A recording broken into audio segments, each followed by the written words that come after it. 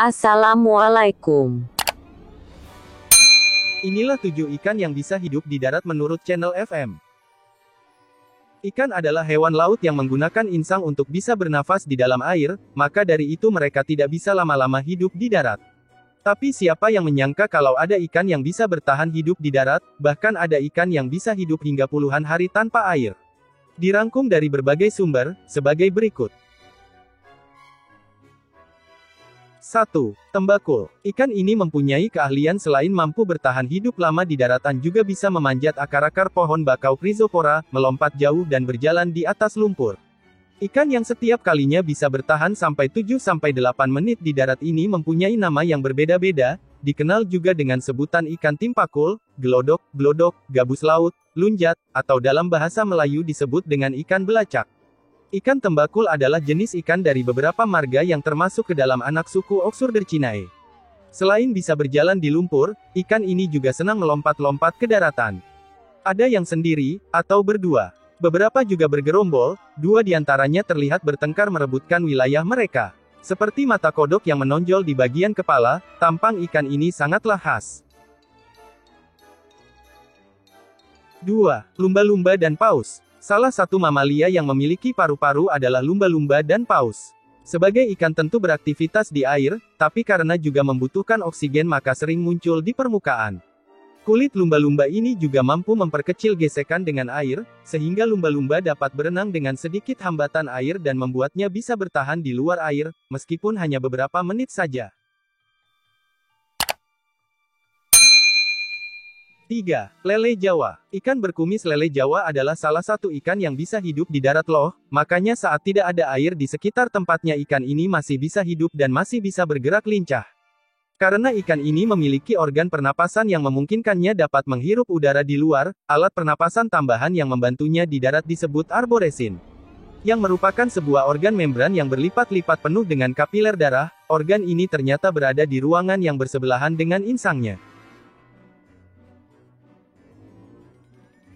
4. Belut sawah. Belut sawah adalah salah satu jenis ikan yang bisa hidup di air sangat sedikit, biasanya dapat kalian temukan di rawa-rawa dan termasuk jenis hewan invasi seperti hewan lele. Belut ini biasanya membuat sarang di lumpur, lalu bertelur, dan telur akan menetas mengeluarkan belut-belut junior yang semuanya adalah betina. Selain itu belut sawah ini juga ternyata bisa menghirup udara tanpa air, dan hidup di suhu yang lebih rendah serta kering. 5.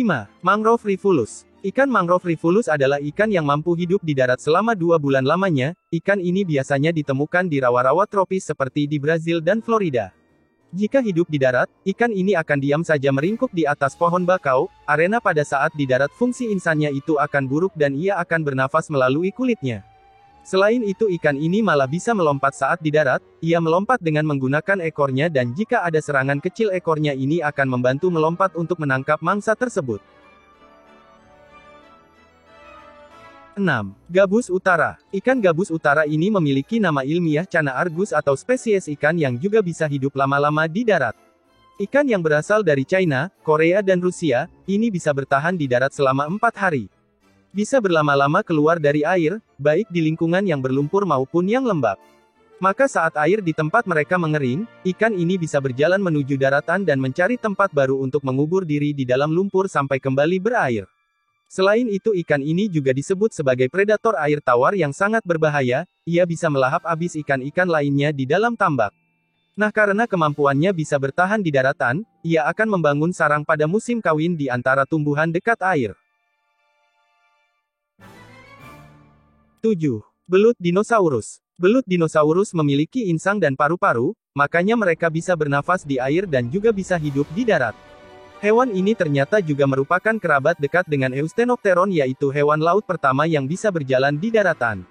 Maka tidak heran jika belut ini malah bisa jalan-jalan ke hulu, untuk menghirup udara melalui kulitnya. Nah, karena masih mempertahankan fisiologinya yang bisa mengembangkan otot siripnya serupa dengan tangan itulah yang bisa dipakainya untuk bergerak di daratan. Jangan lupa di subscribe. Terima kasih.